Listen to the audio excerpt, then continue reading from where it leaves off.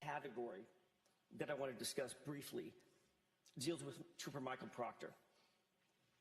The Commonwealth withheld from the grand jury clear and even more egregious conflicts of interest as they pertain to Michael Proctor. Sergeant Lank was aware of this irremediable conflict that Canton Police Department had and that he should have had with the Alberts. So what does he do? He calls in Massachusetts State Police. And who do they send but Michael Proctor? And that's like jumping from the frying pan into the fire. That's the same Michael Proctor who's also years-long close family friends with the Alberts. The Proctors have called the Alberts their, quote, second family. And to that point, now we have benefit of some hindsight, and that's the federal investigation. We have been saying since September 16th, 2022, in lengthy motions that we filed before this court and filed with the Commonwealth, there is a conflict. You're not investigating the conflict. That conflict was never described to the grand jurors. And we've been rebuffed at every single turn. Newly uncovered text messages but from the feds revealed that on January 19th, 2022, think about that date, that's 10 days before the incident. January 19th, 2022, Michael Proctor texted his own family members discussing the specifics of having Julie Albert babysit for his toddler child. We should all let that sink in for a second. So, yeah, I understand that. There is a level of closeness that cannot be overstated. Michael Proctor is so connected to the Alberts that he was entrusting them, or willing to entrust the Alberts, to be caregivers for his toddler child. And it's not lost on anybody in this courtroom that for 2 years, the Commonwealth has been denying it and still denies it in their opposition paperwork. They still say, well, there's nothing to see here. It's Michael Proctor's sister who really is friends with Julie Albert, and that's not a big deal. Everybody looked the other way. As a matter of fact, Ms. McLaughlin wrote the following in her opposition. Trooper Proctor's supposed close and personal relationship with the Alberts is, quote, entirely unfounded and a desperate creation of the defense, a desperate creation of ours. She says we created this.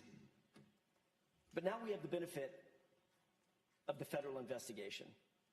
And the Commonwealth finds itself in that very unenviable position of having to eat some very distasteful words. Because we didn't create anything. And there's more. On February 1st, 2022, 3 days after John O'Keefe was killed, there was another text message. In this one, Michael Proctor's sister texts Michael Proctor very specifically and writes the following, quote, just saw Julie, and Julie said when all this is over, she wants to give you, Michael Proctor, a thank you gift. Michael Proctor didn't respond with, that's inappropriate, these are witnesses, these are potential suspects, please tell her don't ever do that again, don't ever suggest an exchange of gifts again, that would be inappropriate. I'm going to go write a report, I'm going to turn it over to Mr. Lally, and Mr. Lally's going to turn that information over to the defense and to the court. No, that's what he should have done. What he did do is he responded, get Elizabeth one, his wife. In other words, get the gift from my wife, it'll be a little less obvious. So now we have the lead investigator from Massachusetts State Police literally discussing the exchange of gifts between the Albert family on the one hand and the Proctor family on the other hand as a thank you, their words, for helping the Alberts out of a jam. And if you looked up quid pro quo in the dictionary, you would find this set of text messages.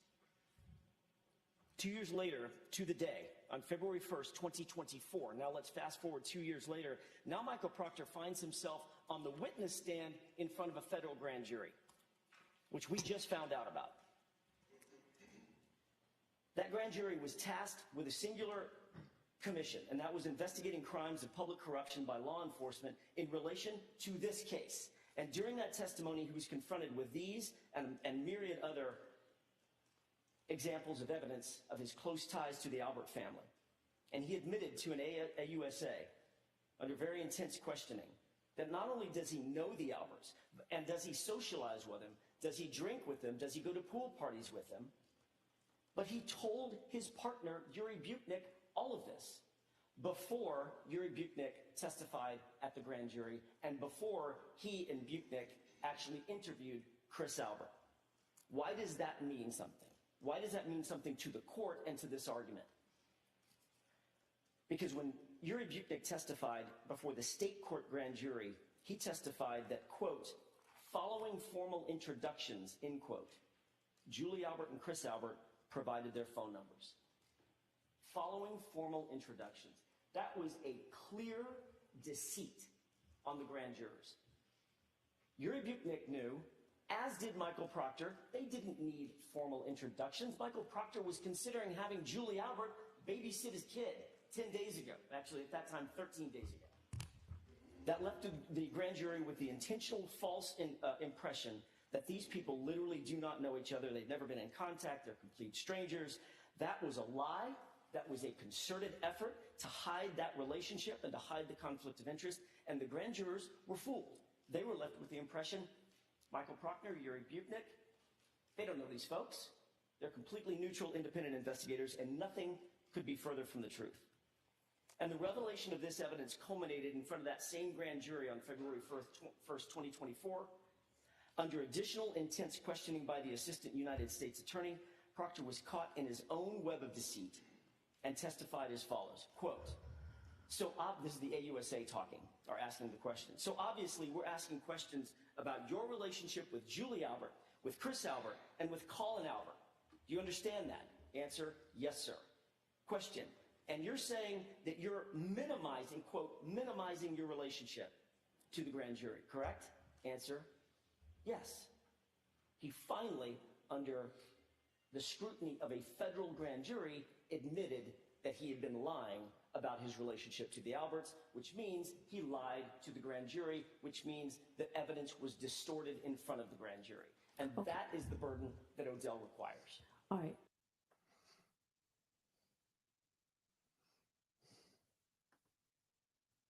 Welcome. What a crazy day today.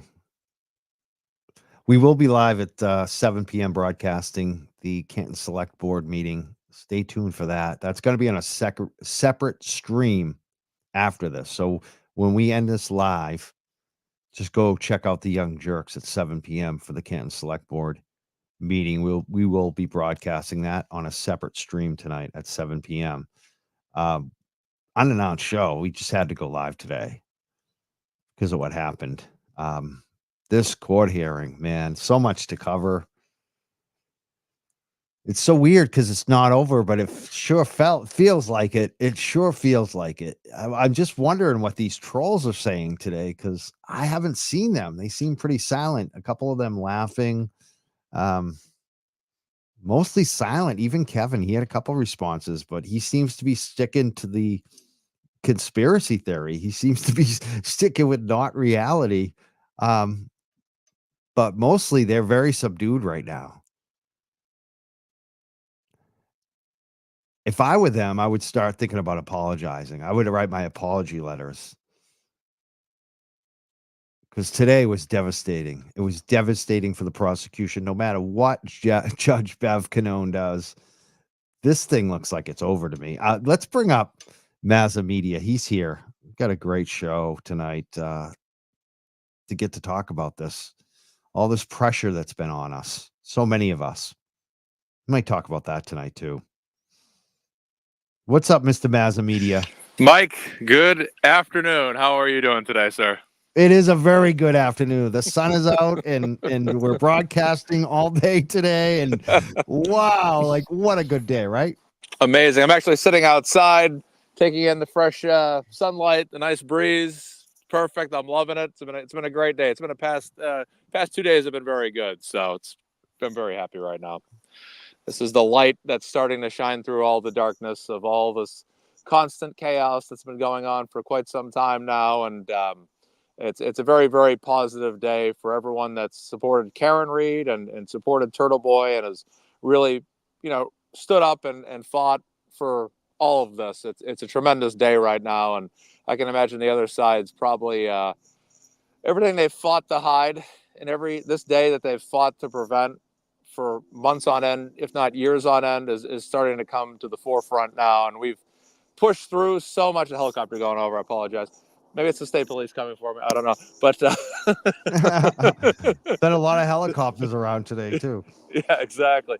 But it's just been a day that we've fought for so long. And I was thinking, earlier, about a half hour ago, just of how much, me and you, I called into your show the day Turtle Boy was taken to jail. What a dark, dismal day that was. And I remember me and Olivia had chatted about it, if she's watching. Hello, Olivia, and just talked about taking it all in. And it was a real tough day for all of us, and everyone that's on that opposite side, the trolls, all of them. They rubbed it in our face. They kicked the dirt in our face, and just they did more than that. They did more than that. They jailed Turtle Boy. Right. Yeah. They threatened so many of us with some of us with jail, myself, over Correct. and over and over and over again since Christmas, and civil suits. Chrissy, you saw Sean on our last show mentioning Chrissy and that message that Kevin sent him. You know what that was? That was the civil suit threat that I've received over and over again from multiple people. Grant Smith Ellis, KP, Jules, just like 2 days ago. I'm on a list. Boy. I wonder who else is on that list. Is John Como on that list? Chrissy, who are you going to sue? I want to know today. Kevin wants to talk about hard questions. I want Kevin to ask his source, Chris Albert. Chrissy, I want him to ask a hard question, Chris. Who are you going to sue, and are you still going to sue us? Because that's a tough question, Kev. Ask Chris Albert that question, Kevin. Who are you going to sue? Is he going to still sue people? Because this is over. This is over to me. I am not afraid of any of this bullshit anymore. No. We know what happened today. Look at this in court. This was an amazing day today. Are you still there, Mazza? Yeah, I'm still there. I thought you were going to play a video. My apologies. No. I accidentally put it on the screen for a second, and I just, was just saying, it was an amazing day in court today. Absolutely. We can watch more court today. We can watch Howie Carr with Turtle Boy at 6 p.m. as well. So much going on. But what are your comments today on all of it? Like, just taking it all in. There's so many angles we can go here. Where do you want to go? What do you want to I'm gonna start off with Karen Reed and her defense team and the general mood of them walking in court today and walking out. And they've shown this the past couple of times they've done it. And it's this confidence that wasn't, I'm not saying they didn't have confidence a year ago, but it was very dire a year ago when they were on the courthouse steps, when they took on members of the media, including Carl Dougal, who tried to call out Karen Reed as being a guilty woman on the steps. That was the famous moment where Turtle Boy pursued him. Who are you, sir? Who are you, sir? Who are you, sir? What's your interest in this? And that's when we were kind of introduced to him. And just the mood change, where back then, Alan Jackson, Karen Reed, Michael Yannetti did everything they could to kind of preach what was going on. And nowadays, now that it's come to light, and there's a free Karen Reed movement that's been going on for over a year now, about a year, and everything that's gone on, they just kind of walk out of court now like the championship belts around their waist, where they had to fight for everyone to know in the public eye Karen Reed's an innocent woman. Now it's just they've gone over the top of this thing now, and they've been there for quite some time. And the more information that's coming out, and the thing is too, you can tell that they know that, like, they're not just going in court saying, "Oh, the feds are coming, the feds are coming." No, they're not. The bravado to back that up is there. You see it when they talk. When Michael Yannetti did it a couple of weeks ago in court, and then they did it again today, and they said the feds know what's going on. And the best part, I know Olivia. I thought of Olivia as soon as they said this. When the feds validated the 227 Google search, which we've been fighting with people, Turtle Boy primarily, Olivia primarily, for months now, and everyone else, that this search took place, and they've tried to deny it. And now Alan Jackson came out and said it today, that the feds confirmed that actually happened. And we always knew, but like anything, if you can confirm it once, that's great. If you can confirm it twice, that's even better. And that's exactly what we got today. It was just more affirmation that Turtle Boy today, I watched the live with I love all three of these guys, Brian, LTL, Will the Glare, and of course our great friend Aiden Turtle Boy. And you see the look on Turtle Boy's face today during that stream. And it wasn't a braggadocious looking face. It was a face of vindication, that everything he's fought for and everything that he's been through and everything that he's knew was going to play out one day. You could just see the look on his face today, and you could just read it. And that was everything I always knew would happen. And the day that I knew was going to come is here. And it was an amazing reaction out of him. And I just was so happy for him because he's just been through, he really laid himself down for this, for Karen, and even fellow people that have been fighting for Karen Reed or defending him. He's really been a champion. And all these people that said that he's a grifter or he's lying or he's just doing whatever, it's just not true. He's very sincere. He truly believes it. And I've been a fan of Turtle Boy for about a decade. And I know the stories that he's taken on. And I know that he doesn't take on stories that he doesn't believe in. And we saw that in him again today more than ever before, that this is the most sincere person. And any person that has anything negative to say about him is full of it. They are a Turtle Boy hater. They are possibly just someone that's trying to defend people out there that are on this other side, the McAlbert clan. And or they got their feelings hurt. Yes. Well, I mean, I get the McAlberts. I get the dirty McAlberts. That's explainable. But the people, the fake leftists, like Riccio, Grant, Kimberly, and other ones, they got their feelings hurt, so they wanted to throw Karen Reed in jail, which is fucking disgusting. It's just, I am so done with these people. You need to publicly apologize to everybody. If you're one of those fake leftists, Antifa needs to be on your ass. And I am not Antifa. I don't run Antifa, but I can't imagine people left, right, center just reminding these people for the rest of their lives, you got your feelings hurt and you tried to railroad Karen Reed, who's innocent. Right. If you had a problem with Turtle Boy because of previous stuff, then take up issue with him on the level that the issue was based on. And don't start trying to say a woman's guilty of murder because Turtle Boy has taken up this story and you want to side against them. These people, and I was looking into them. I'm like, who are these people that are coming after me? Because I got a wave of his haters coming after me. The more and more I was defending him and talking about the story, and I got to know these people over time. And all I could think of is these people reminded me of Batman villains from the 1966 Adam West TV series, where every week there was a new villain, and it was whack-a-mole. Yeah.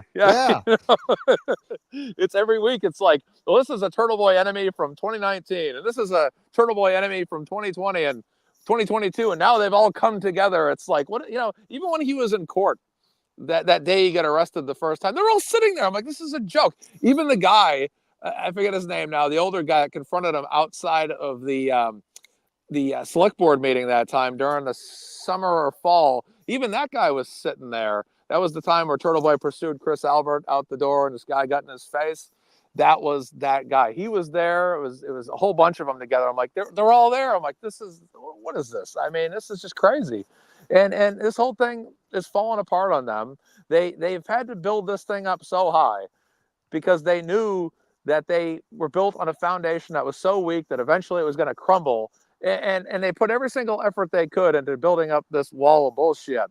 And, they never expected people like Turtle Boy, yourself, Olivia, Sean McDonough, the Glare, all these other folks, Rita Lombardi, Jennifer O'Donnell, every single person that's ever held a picket sign, every single person that wears a t-shirt. I'm glad you're saying that because I want to make sure that we shout them all out because there's Sean McDonough, Sean on the golf, Turtle Boy, obviously. I mean, these are big winners today. Olivia Nile.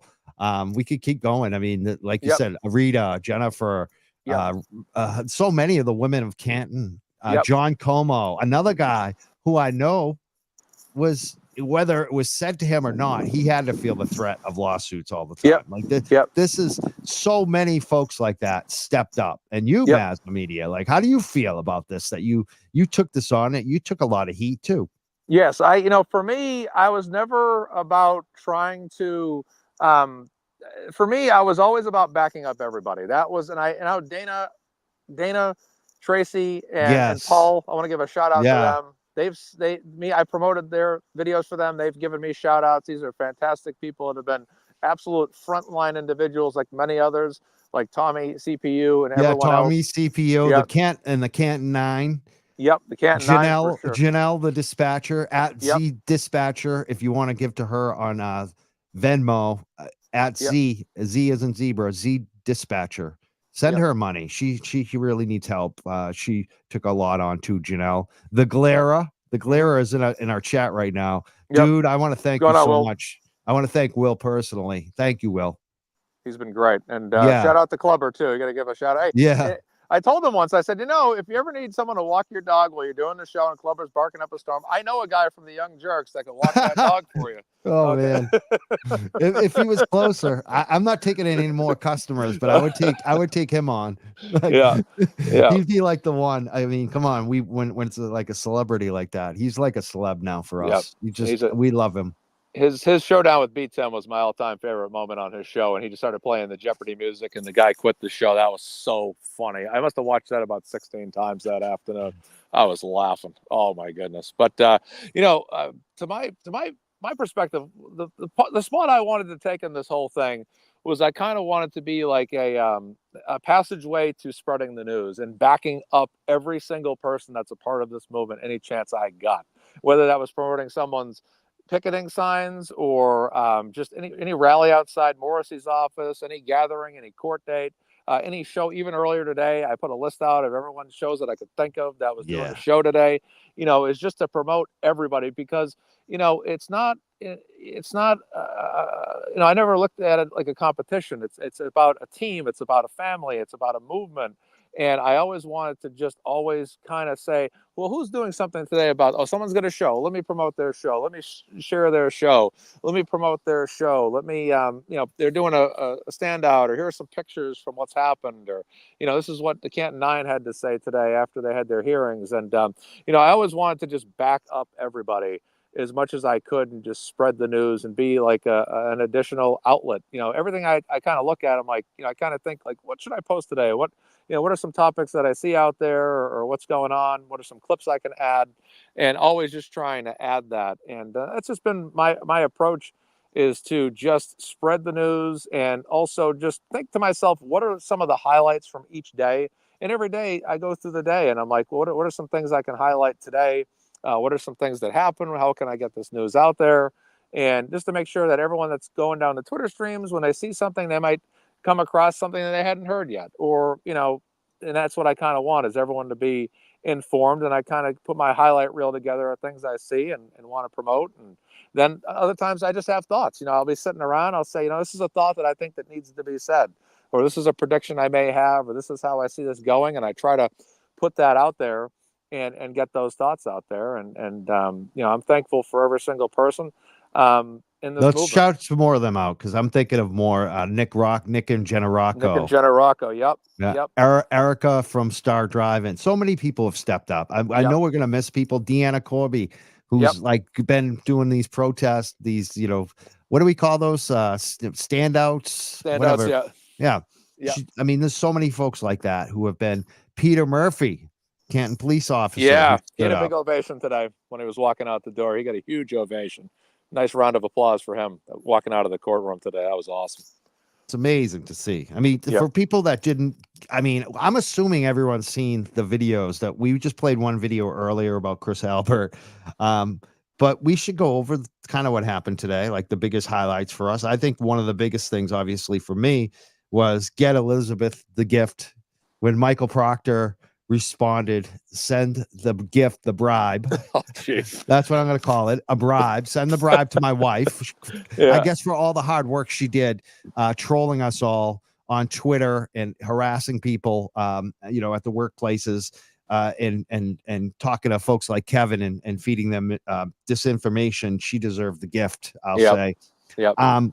What were your highlights? Like, because there's so much good info that came out today, like quick bullet points on what you really were shocked by to find out. Like that, to me, the Elizabeth part was one of the top ones. There are some others. What were some of your favorite, biggest revelations today? Well, I think the Brian Albert and Brian Higgins calling each other 5 minutes prior to that Google search taking place. And I believe one of them, or even both of them, had actually testified that they had been asleep at that time, and that revelation coming up. I was not aware of that. I don't know if that was new information today, but that was FBI confirmed from what I'm to understand. That was very notable information. And again, goes right in line with what many of us have thought. A lot of them have said we are conspiracy theorists, but we have only reported on what we have seen to be factual.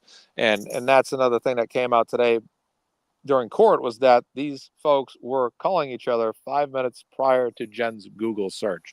And the other side has tried to fight us over that constantly. And it's just, I've always said, if maybe I haven't said it online, but I've always thought to myself, well, if it didn't happen, then why is it there? Why is the data saying that was done? And I think it was the Cellbrite data. Why is that saying that search took place? And they tried to use like the whole window browser excuse. No, that's just not valid at all. And then the other one too, this was the big one. One of the big ones for me was the FBI, who did their own reconstruction. They had their own reconstruction specialist confirmed that the injuries are not consistent with an automobile accident. And Sean McDonough has been pounding that theory. The pavement, yeah. He's been killing it on that. Right. And it's like anything. I always say this a lot in my life, is that if you can prove someone's innocence by using only one thing, and furthermore, if you don't even need that one thing, because you can literally pick from 5 or 6 other things, and you only need one of those 5 or 6 things to prove somebody's innocence, then they're innocent. That's just how I look at it. And especially Sean, the car situation. When I'm glad Sean just focused on that, and like that's what kind of brought me back, is I started focusing on evidence like that I just could not. You no matter what, how much pressure was on you, in the end, she's innocent, and this is why. Look at the car. Like, look at the car. It doesn't make sense, and it's so obvious. Another big piece that people are talking about is the phones. That Michael Morrissey told them that they could dispose of their phones. I mean, that is that's amazing, and that's on the record too, which is incredible. Just dispose of your phone. I mean, it's funny because I still think it's 50-50 whether Bev just, sweeps this, which is shocking, but I mean, just the way this thing's been going. Yeah. And I think it's because it is a high bar for her to sweep something, but this is overwhelming in my opinion. And no matter what, I mean, for us, it might even be better to see it to go to trial, to see these people twist in the wind. I've long wondered if, sorry to interject, I apologize, Mike, but I've long thought that maybe the feds want to actually see, I know even though it's been said that they want to stop it from going to trial, but there's so much to be obtained by actually letting these folks go on the witness stand and having them be cross-examined by Alan Jackson and David Yannetti. There's so much to gain from that, because there might be some omissions, that are on the record. What do you think? This is a question that came in. Will Chris be at the meeting tonight, the select board meeting that we're going to be broadcasting at 7 p.m.? What do you think, Mazza Media? I'm really, really on the fence about that, because Chris and company were not there today, and I don't know if it's going to be a no-show. So I'm going to say I don't know, but I'm leaning against he may not be there. But there have been times where he shows up and I don't expect it. So I'll go with no. I don't think he's going to be there. I'll just put my chips on that. Yeah. I would say that's the obvious, but I think this guy's going to show up. I do. Because I think that I think he'll show up. I do. I have a feeling. We'll see. To give off the posturing of the fact that, everything is fine, even though the room's burning around me, everything is fine. He's not the smartest tool in the shed. I mean, I'll give him, he consistently, he's showing up. I know there's been a few times he hasn't, but I mean, I have a feeling he will be there. I really do.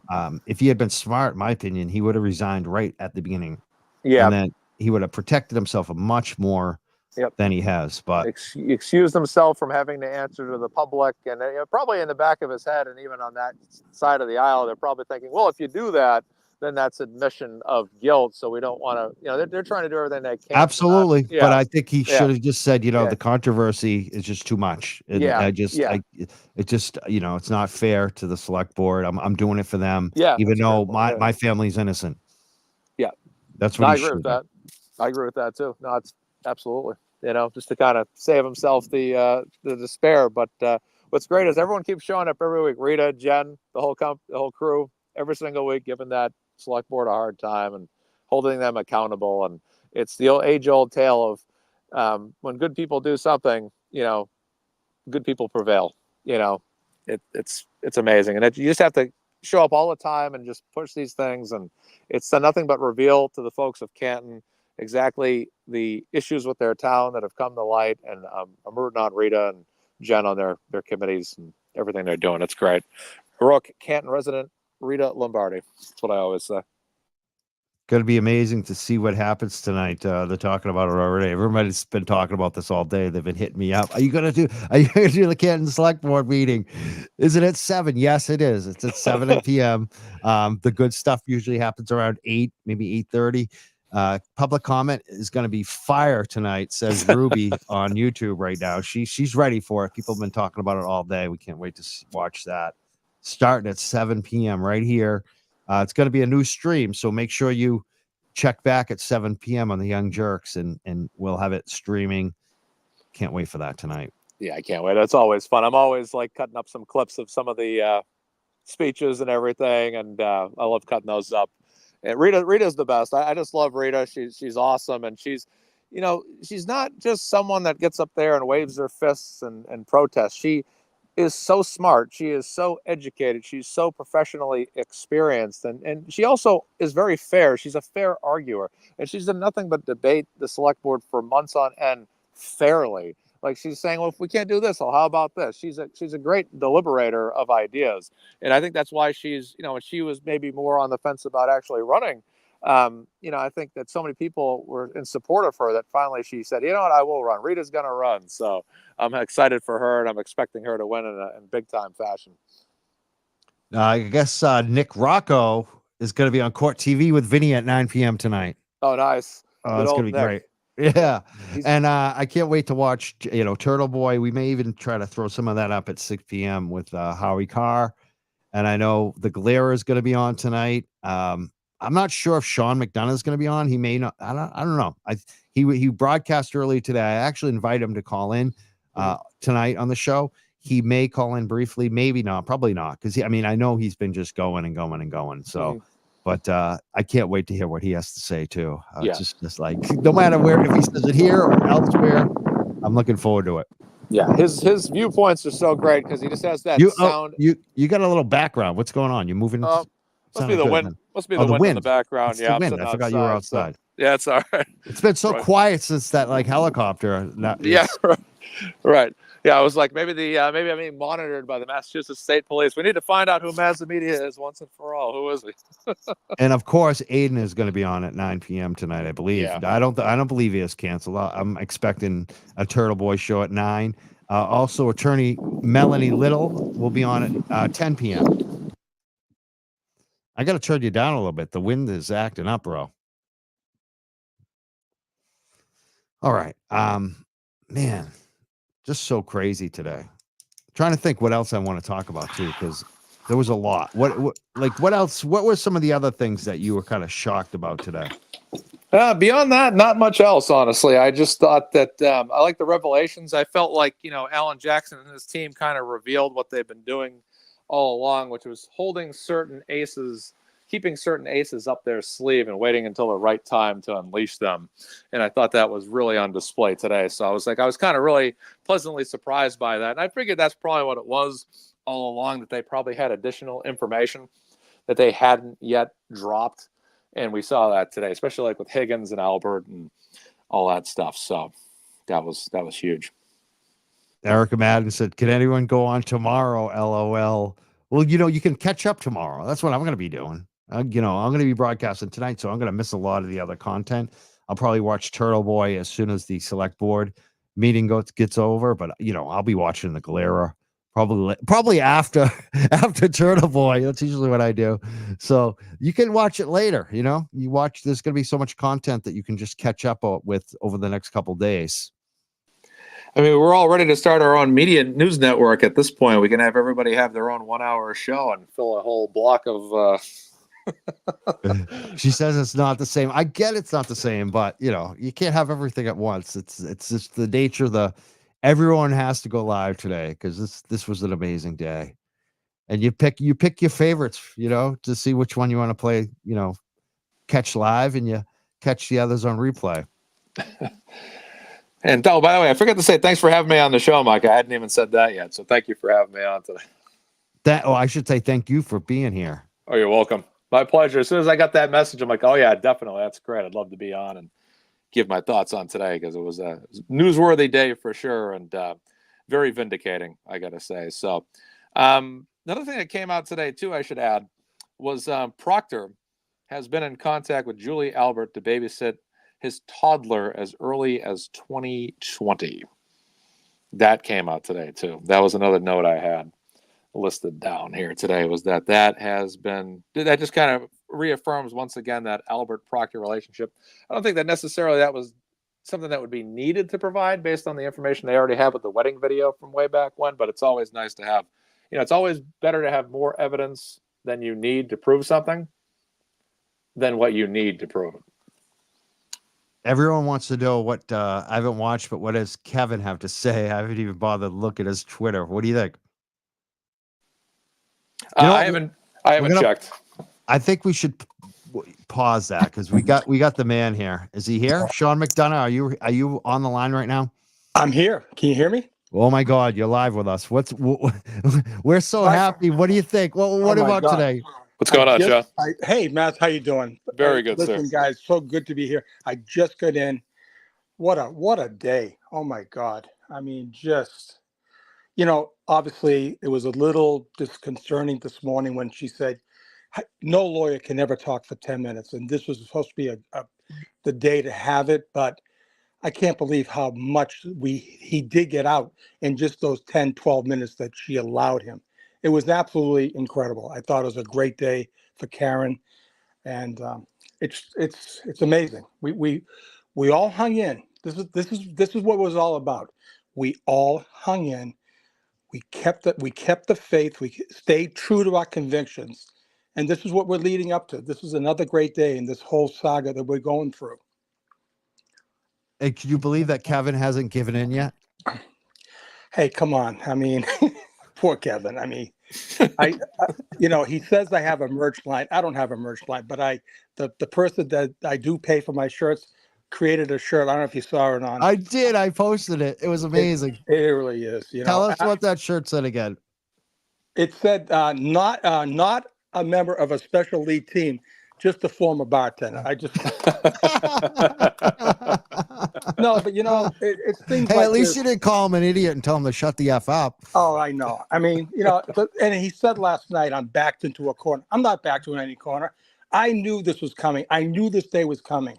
I just didn't know how good it was to hear that Brian Albert and Brian Higgins were talking to each other at 2:22. Then somehow Jen gets the epiphany to Google how long to die in the cold. They allow their phones to go. But how about this? The FBI comes back and says that the car, not John didn't hit the car, nor did the car hit John. That is explosive. Yep. Because guess what, guys? If it didn't happen, so that means there's no DNA can get in. The taillight was planted. The particles of taillight that's on his clothing. Let me tell you something. I said it on my little John Commode clipped it. Somebody's going to jail. And that's the bottom line. Somebody's going to jail. 100%. Yep. It was amazing. And here's the other thing. And listen, I felt horrible today for the O'Keefe family. I saw that poor mother. Yep. She was brought to tears because I think the reality hit home. Yep. When they found out that the FBI proved. Yeah, listen, you're talking about the premier law enforcement agency. Listen, whatever happened on the 7th and 11th floor at the FBI building down in 2016 and before and after, that's it. But these guys at the FBI lab, these guys that are at Quantico, they're the ground troops. They say that 227 Google search happened. You can take that to the bank. And that poor mother, and I got to say, Paul saw it. You saw his face. But then contrast that with Karen's smile. She was beaming today. And let's face it, that's how it comes out. Yeah, that's tough. I hope they find solace in finding out who really did it. I hope they come around and it's not their fault. I feel bad for the O'Keefe family. I would love to have a conversation on this show with them. I think that they're going to get a lot of love from this community if they just come out. You know, I know they're having their doubts. You can see it. Exactly. So the other thing that was important, so Michael Morrissey did have an ethical responsibility to notify the defense, no matter, listen, if the defense knew or did not know about the federal investigation, he did have an ethical responsibility to disclose that to Karen Reed, and he did not. And I don't know how Ted Deos found out about those letters, but look what he did. He found out, and he took the veil off. He took the veil off, and that just showed that he, in fact, hid that from the defense, right? Whether they knew or didn't know. I'll tell you, everyone knew because paper was being held out, passed out in Canton like crazy with the subpoenas. But he still had an ethical responsibility under Brady to disclose that. And that's a Brady violation. That's going to be huge for Yannetti when he goes for the sanctions, when the supplement sanctions. Now, do you think that Bev is going to dismiss this? What do you think? Or do you think that no. No. She will. The only way this gets dismissed if Lally just puts the white flag up tomorrow and say, I'm not going down on this. We got to dismiss it. I mean, Bev will never dismiss it. She wants her Judge Alito moment. She sees that for what it is. Yeah. There's no doubt. And the other thing, everyone was saying, oh my God, they won't be able to talk much about the TUI. Well, I'll tell you right now, Jackson quoted directly from the grand jury minutes. I mean, that's about as direct as you can get. I know they said they could talk in general terms. He quoted Michael Proctor, and Michael Proctor basically hid this whole relationship. And it was obvious cops hang with cops. Mm-hmm. He's a trooper in the neighborhood. He lives a mile away from Brian Albert's house that was on Fairview. There's that Ryan Scovier. He admitted that he himself and Mike Proctor were at pool parties at Brian Albert's house. I mean, that's the bottom line. But, now we know. He minimized it. He told a federal grand jury that he minimized his relationship with the Alberts. It's amazing. You've been so vindicated on so much today, Sean. I hope you feel good about what you've been doing, because I can't thank you enough, man. Oh, I mean, like I said, we're not done yet. We're not done. We still, and I'm also toying with the fact that I think Jackson and Yannetti are saying, go ahead, take us to court. Yep. I dare you to bring us to court. That's what I believe it's happening. I 100% agree with you on that, right, Sean. I think that's exactly what they want, because the evidence favors them. Correct. Right, Maz, who's going to blink first? Because they're ready, right? They're ready. So there's another thing, too, that came out. Do you know the O'Keefe family did not leave until 45 minutes after this whole thing happened? I wonder if they had a private meeting with Lally and the other attorney there. I'm just wondering. I wonder. That's a long time, 45 minutes.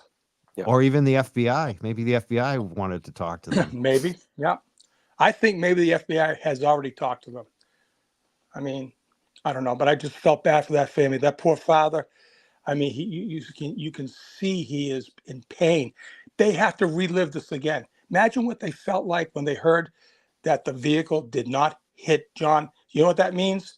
He got killed in that house. That's you can only walk away with one conclusion, that those people viciously attacked him and viciously murdered him. And I know that mother felt that pain today. Yep. And thank God, thank God Jen McCabe was sitting at her house down there at Old Coach Road, wherever the hell she lives, having her little party. Because I believe that mother, Peg, would have killed her today if she had her in her sights. That's how bad that mother felt. And I want to transition on that, Sean, because that's a great point. The fact that they weren't there today, I was theorizing a little bit about that. I didn't really conclude anything yet, but I thought it was very notable that they weren't there. Not only on a day where Turtle Boy was not in attendance, which they knew in advance, right? But it should be noted that they were actually attending those hearings really before Turtle Boy was really starting to get involved, from what I recall. So, I said to myself, boy, they're not there today. What's going on? Yeah. Why aren't they in attendance when they've been there so diligently, at least as far back as Turtle Boy has been reporting on that? Exactly. And I'm sure, listen, they had they had the defense motion. What did he say? It was 50 some odd pages. She said it was 50 odd pages. Well, I think it was right Yep. around there. I think it was 50. Yeah. I think it was 50. Yeah. right. Yep. And so obviously, oh, how about this? Just another thing that came out. How about the fact that Nicole Albert, before she testified in the grand jury, had a telephonic conference that included all these people, including Lally. That's egregious. That is egregious. I mean, and like he's providing some type of counsel to her. Mhm. That is egregious. I'm telling you right now. He doesn't represent her. You know, he is a state prosecutor prosecuting Karen Reed. He should not be counseling Nicole Albert. That was another bombshell today. Really was. Just to show. And I believe there's so much more. Listen, you give a guy like Jackson 10 minutes, he's going to cherry pick. He's going to say, I'm just going to dangle some low hanging fruit. I'm not giving you the big bombs today. Mhm. You know, there's more stuff out there. Yeah. So. I What agree. what do you call them? The assassins? Oh, they had the silencers on today. They didn't come with the big guns. They got silenced. Let's face it, they did get silenced.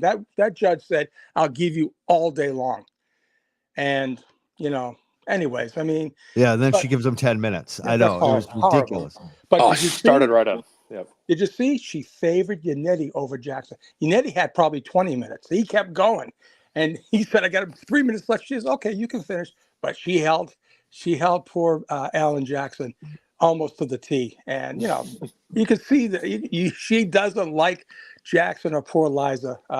She doesn't. But Yeah, because they're out of staters. She's kind of a townie. Right. It seems like she's a townie. Yeah. I thought they were both excellent today. Yannetti great. was on fire today. Like Jackson's always amazing, but Yannetti today really brought it. Oh, yeah. And, I love how, you think they're done when they give their first presentation. When they come back, they have always dropped a little more information. Yep. Every hearing, they've always left you with say, "Oh my God, here's another thing you can think about." Both of them did. It was great. It really was great. But Karen's demeanor, her poise, her confidence, her smile versus the other side, just it's priceless. It was priceless to see the difference. It really was. They keep saying our side's falling apart. That's the kind of information that they're peddling from our opposing side of this whole thing. We're falling apart. Sean's backed into a wall. Yeah, Free Karen Rubin's dying. And then all of a sudden you look at today, where were the McAlberts? Yeah. They weren't in court. Yeah. Why not? They've been there all along. Why not today? Exactly. Like I said, we stand true to our convictions. Good will always trump evil. And that's the difference. They framed poor Karen, and they're paying the price. Who's really paying also is the family, but they're smarter than that. But they were.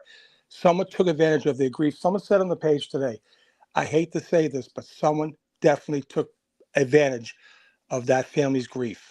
And now we're seeing the pain. In They're real going to have time. to live this all over again. They're going to relive it all over again.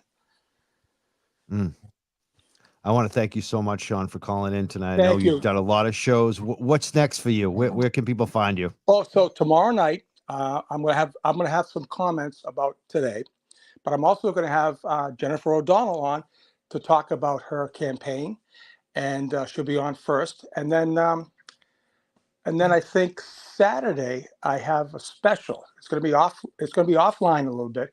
It's gonna be my first series in a person who's living corruption hell, and I'm gonna be. Oh, I think we just lost him. You still there, Sean? I'm still here. I know that much. It sounded like his audio. His audio went out. Oh, we'll let Sean go unless he decides he wants to come back and finish his sentence there. But sure. I mean, the big thing, Erica Madden was looking for something to watch out tomorrow night. We just found it. Sean McDonough is doing his show tomorrow night with Jennifer O'Donnell, and he's going to speak more on this.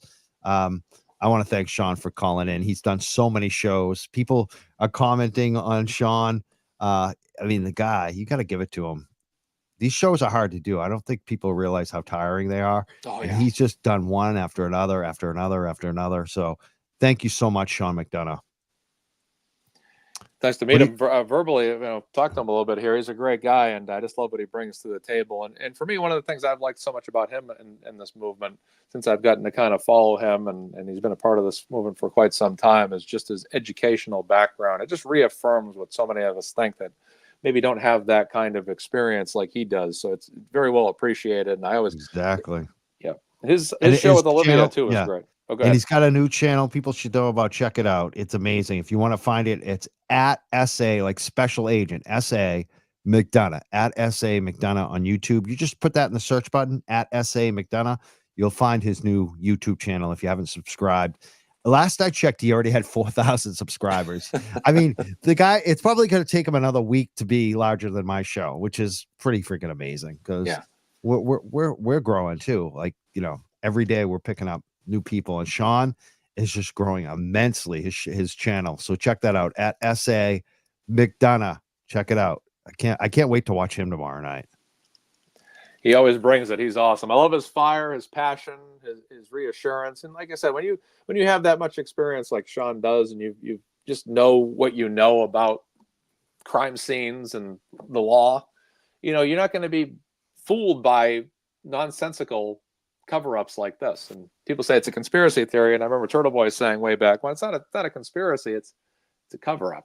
They covered something up. And I think it goes back to, and I agreed with Turtle Boy when he proposed this theory on his show several months back, where he said that this was not a premeditated attack, it was just something that just brewed on the spot, and basically they had to piece it together. Very similar to the movie Copland, if you've ever seen the movie Copland. I have. Michael That was a Rappaport. great movie.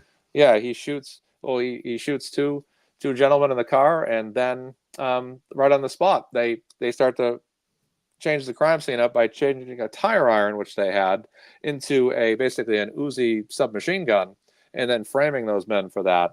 And that was essentially what happened. And then over the course of that movie, that cover up unraveled. What's the truth? What really happened? And that usually starts to become undone. So that's one of the movies I thought of. And another movie, I like to reference movies. This is one thing I wanted to talk about on this show, because Julie Carpenter called me basically saying I was on drugs around Christmas Eve time, when I was posting a scene from the movie Jack Reacher and likening that character, Jack Reacher, to Turtle Boy. And in that movie, what occurs there is that Jack Reacher is someone that comes into an investigation unannounced and starts to just unravel it and really start to stir up the people that were involved with the mass shooting that took place earlier in the movie. And it's just what I see symbolically with Turtle Boy is that same kind of character, someone that came in, fought, started to reveal the truth, stepped on people's toes that were trying to cover up that truth, and then was immediately counterattacked by those same people for that. And every time I watch that movie, it just strikes me so hard. Like, this is exactly what Turtle Boy is doing, and exactly what's happening is the more you start to break through the cover up and bring that to daylight, the more they start to bite back. All of a sudden, they're trying to hit you with charges. They're trying to get you thrown in jail. They're getting you thrown in jail. They're using people against you that they didn't even know beforehand. That's a conspiracy. That's a conspiracy against Turtle Boy and what he's been through. And it makes me absolutely sick. And when he went to jail that night, I called into the show, and I was concealing it very well, I think, but I was furious. I was ready to go off, because it just showed you the madness. I mean, if you needed any more proof that there was a cover up, if you needed any more proof that Turtle Boy was right about everything that he said, that was the absolute proof in the pudding that he was right. Because if he had been wrong about everything that he ever said, it was all just him making stuff up, and he was some wild off-the-cuff journalist, they would have never paid him any attention. They would have said, you don't know what you're talking about. You are wrong. But they went after him, didn't they? They used all their resources to go after him. And they did that because they were afraid of him, and they were afraid of him because he knew the truth, and they didn't want the truth to see the light of day. And they did everything they could to go against him.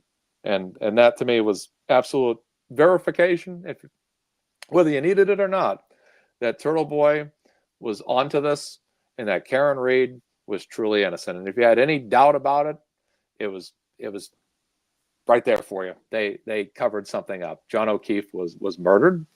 I don't know by who specifically, even though I have my theories, but there was more than proof there that they were very threatened by Turtle Boy's presence, and they never could have ever expected when they did all that that Karen Reed and Turtle Boy would speak together through a mutual source or a source that was in between them there, and that would ever see the light of day, and that this thing would explode on social media the way it was. They probably figured that we'll cover this up. This is our report. We'll use our contact at the state police as a family friend.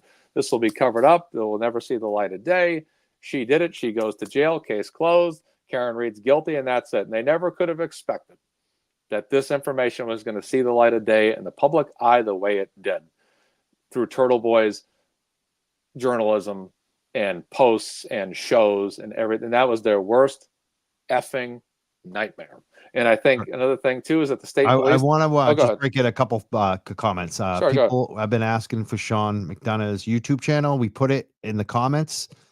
You should find that in the comments. People are still asking for it. But again, you can search for it at SA McDonough on YouTube. You just got to put the ad in and it will pop right up. But we've also put it in the comments and the links. I know a lot of people were talking about Turtle Boy today, his face today during the hearing. I'm happy too, because he was messaging me this morning looking to, how do you find these streams? How does this work? Because he's usually at the courthouse. So I was happy to participate in that and to help him. Hopefully, I don't think he really needed my help, but I of course texted him right back and gave him my support on it. But what I was happy to see when I looked today at his numbers, he had over 35,000 views on that stream today. I think there's probably even more at this point. I mean, that's he gets a lot of views, but 35,000 that quickly. Yeah, that's a big bump. Like that's amazing. Today, we all got a bump. We can feel it. That's why we're all live. That's why Sean McDonough is going to be live tomorrow. We're all experiencing it. And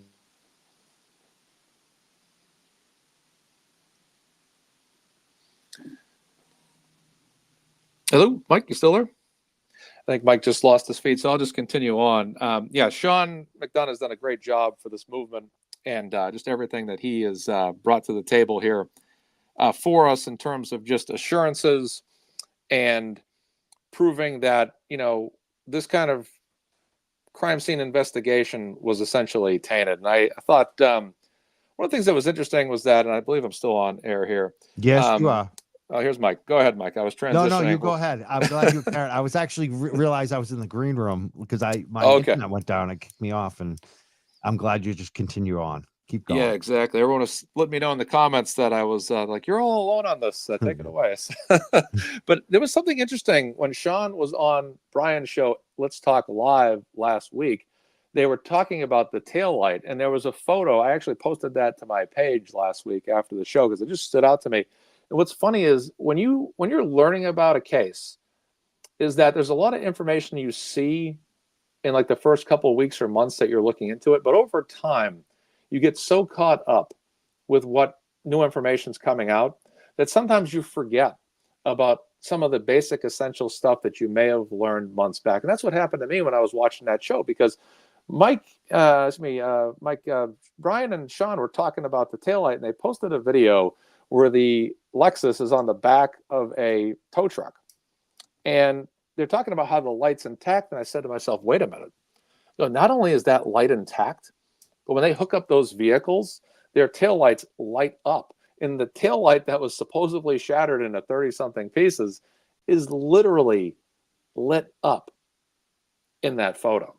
It's not only intact, probably just cracked at the time, but it's actually lit up. And that's just, to me, that's like Sean always says, it's the whole case.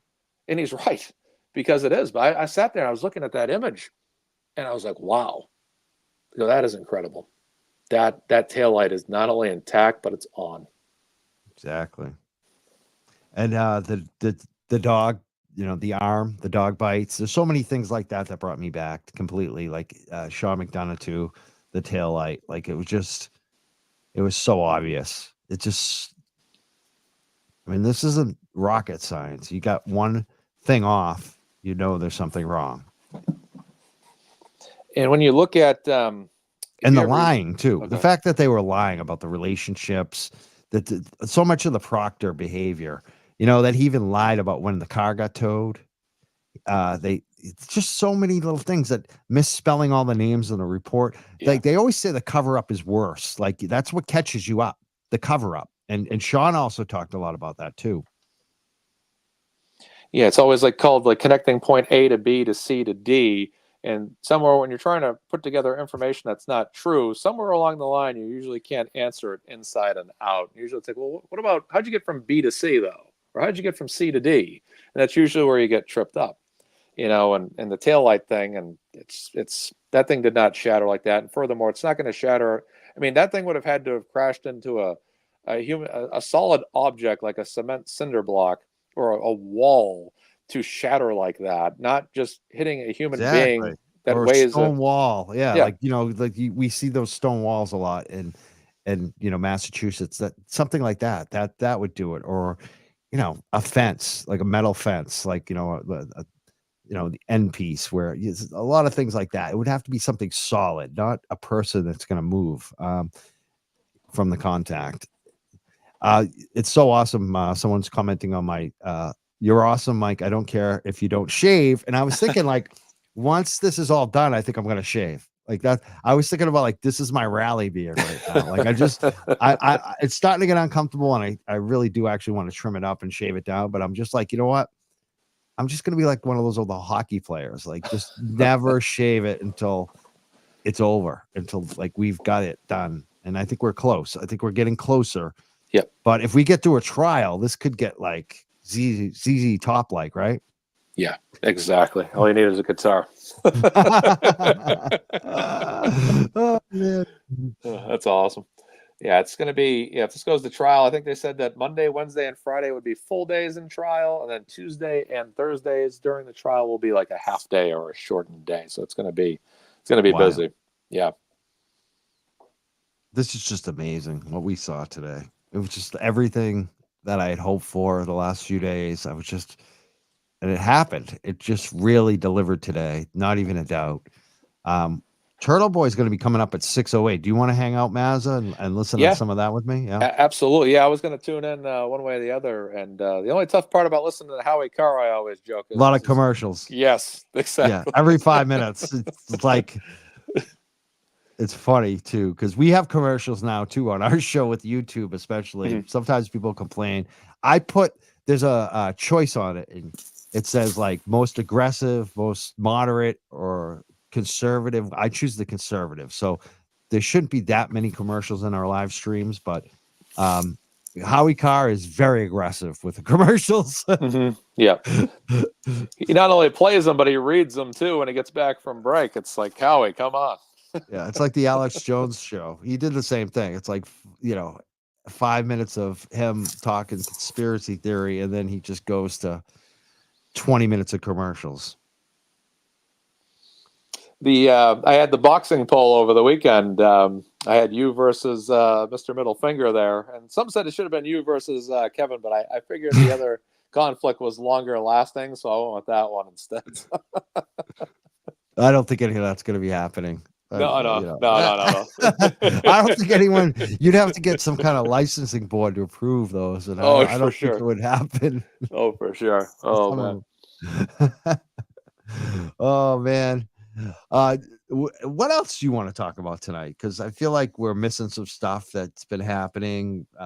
What do you think? Well, I'd like to talk about a compliment Turtle Boy. I think he's making the right decision here to just not make appearances where the other person with the RO on him may attend. I think that's a very good decision on his part. I think that it's just better to, I saw a post you might have actually made earlier today where you said his work is done, and I think that's exactly right. It's taken on a life of its own. It's active. Turtle Boy's done his job. He's sacrificed. He said been placed in jail for 60 days over this, and I think that he's playing it exactly right by just sitting back now. Basically, what's happening now is Turtle Boy. I envision him as sitting on this giant, wonderful mountain, and he's looking down the mountain, and he's just watching that village of chaos just burn, and sitting there with his arms folded and a smirk on his face, like I've won. It's all just taking care of itself now. Yeah. And I think he's playing this exactly And right. I think once this stuff gets cleared up, he's going to have a lot more fun too. Like, Yeah. because they're going to be on trial, and Yeah. he's not going to have charges against him. That's what I'm hoping. And then he can have fun again too on that stuff. I don't think his job is quite done, but I mean, in terms of showing up and putting himself at in risk, person. Yeah. people talked about today, and why he wasn't there. It's obvious why he wasn't there. And he's got a big hearing on Thursday. So people, if you support him, you got to show up for him, and hope that they don't try to friggin' jail him, because they're that crazy. They're going to try to jail Turtle Boy on Thursday, which, we got to make sure that we get the major Boston media on this. Like, you got to stop pressuring Ted Daniel and Fox and Channel 7 and Channel 4 and WCVB. Like, where the hell are they? They got to get on this. They got to be outside Proctor's house.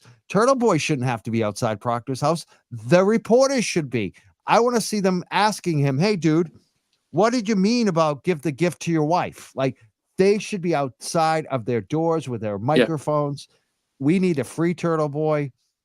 They should have Turtle Boy on their show. Like, I don't understand why Boston 25 hasn't done an interview with Turtle Boy. I don't understand why they haven't talked to his attorney on the air. I don't understand why Sean McDonough's not getting air on these shows.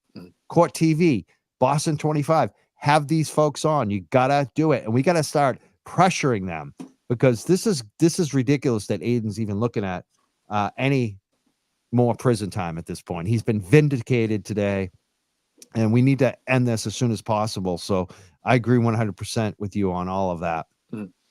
Yeah, I'm hoping for the best for him Thursday. I think he's gonna, if anything that's brought up as to what happened in court where she was in the area as well, I think he'll get cleared of that. There's no really strong grounds. I'm always concerned that they might try to, sabotage him from a legal standpoint. But I end up, I'm thinking he's gonna be okay with this one. I think he's gonna state his case. I was in here. I had announced I was going to be there. She has not had a history of attending these kind of things, and furthermore, I'll note. And he mentioned this today as well. She wasn't there today. So, there you go. Yep. I got some more comments. Someone said, I always figured Mike was an Alex Jones guy. Oh, it's funny. It's so funny. The only conspiracy theory I like about Alex Jones is that he's Bill Hicks.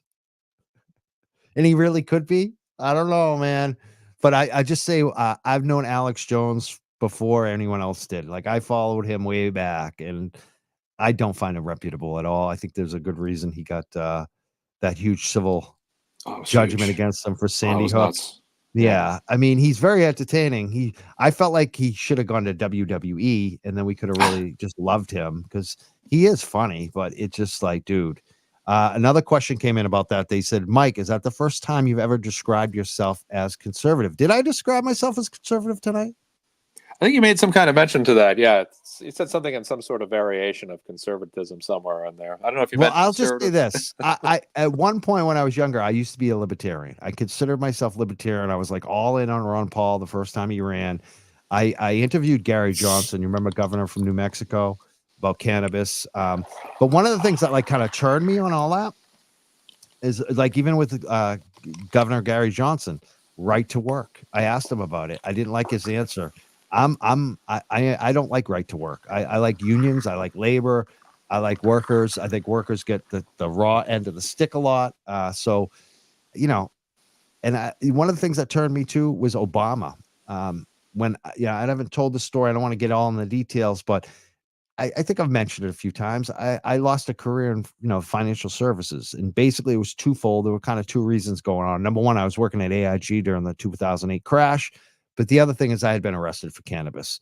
So it fucked me in terms of my career. And I had been making good money. I'd been in it for 10 years. So I was like at my peak. My next job was going to be like crazy money. And I went from that to basically no money. And it was a tough go. And one of the places I worked was called Dining In. I think they got bought by Grubhub or one of those companies later. But it was like one of those early, gig economy type jobs. And they totally took advantage of us. They really did. And Obama, his federal government came in, the Department of Labor, and they got us checks for what we should have gotten paid. And I don't think you're going to see that under a Republican administration. So that's one of the reasons why, I am more left-wing and liberal. We all differ on different issues. I'm not saying I'm with the Democrats on every issue. I consider myself like a lot of, like, I'd say the majority of Americans, I'm an independent. I'm pretty middle ground. I just think the left, a lot, they talk about the issues more that actually matter, like income inequality. So we'll get off that, though. That's not why we're here tonight. I just went on a rant about myself, didn't I? See how comfortable I feel tonight? I feel really good tonight. So let's not talk about me. No more questions about me. No more comments. Mazza Media, bring us back to what we're here for tonight. Absolutely, is to talk about all the things that have happened in favor of Karen Reed today, and just a nice explosive, what do I want to say, the bombshells that Alan Jackson and David Yannetti dropped in court. And yeah, we got Howie Carr in just 3 minutes. I usually go to Rumble for that too. That's the one I usually watch him on. And yeah, it was awesome. I was very pleased that and I think Sean kind of alluded to this very well. They're just showing you a little piece of the pie every single time they show up for a hearing. They're not tipping their whole cap. They're not showing you their whole hand. They're just kind of very strategically. These guys are pros, Mr. Yannetti and Jackson, and they know exactly what they're doing piece by piece. And Karen's pleased with the results that they're getting for her. I think Elizabeth Little, who's one of the attorneys for Karen Reed, is a total unsung hero in all this. She's been a part of Alan Jackson's team, and she's done a wonderful job as well.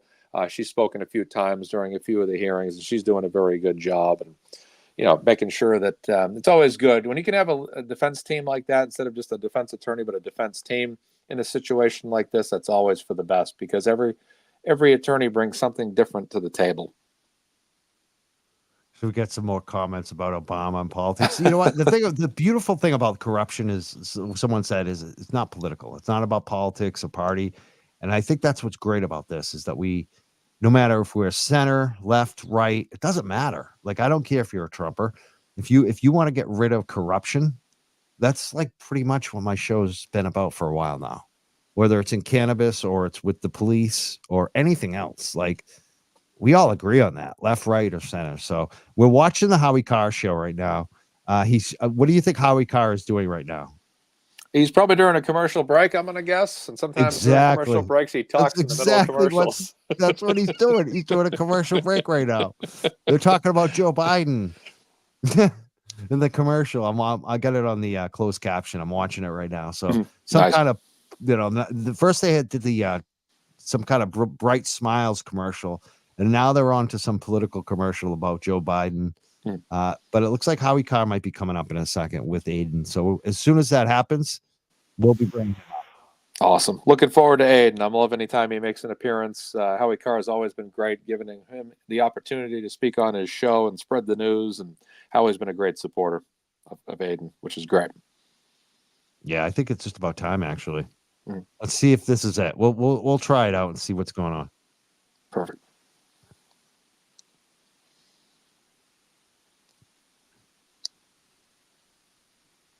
For over 2 years, and it's just a very convoluted, complicated story of increasingly looks like massive corruption at the prosecutorial level. And today there was more evidence of that. And there was a hearing. The trial is supposed to start next month, but who knows if it's going to start or not at this point, or if it's going to be thrown out. But one of the people that's most intimately involved in this case is Aiden Kearney, aka Turtle Boy. He went to jail for 60 days for reporting on this case with Karen Reed, and he's been reporting about how the FBI was involved in the case and the feds. And I I cautioned him. I said, don't expect the FBI to ride to your rescue and Karen Reed's rescue on a white horse. I was wrong. I'm going to say that right now. I was wrong. How often does Howie say he's wrong? Joining us now on the line is Aiden Turtle Boy Kearney. He just posted his own account at tbdailynews.com, which is a very complete account, a very good way to read it. The paper still just can't seem to get their arms around this story, Aiden. I don't think it's totally sinister. They just don't understand the ins and outs of this, do they? I mean, I don't get it. It's one of the most exciting stories I've ever covered. It's happening in our backyard. It's one of the biggest stories in the country. and the media just seems interested in regurgitating whatever the district attorney's office tells them. I mean, the story has so many twists and turns, and you can find it all just by going on Facebook and looking at these people's profiles, finding things on your own. It's basically what was done in this case. I want to read you what Karen Reed's attorney, Alan Jackson, said today, which I think this is the biggest part of it, about the car. This is FBI hired experts investigating whether the car actually killed police officer John O'Keefe, who Karen Reed is accused of murdering, second-degree murder. This is what he said from the reports that were turned over to the defense and the prosecution by the U.S. Attorney's Office.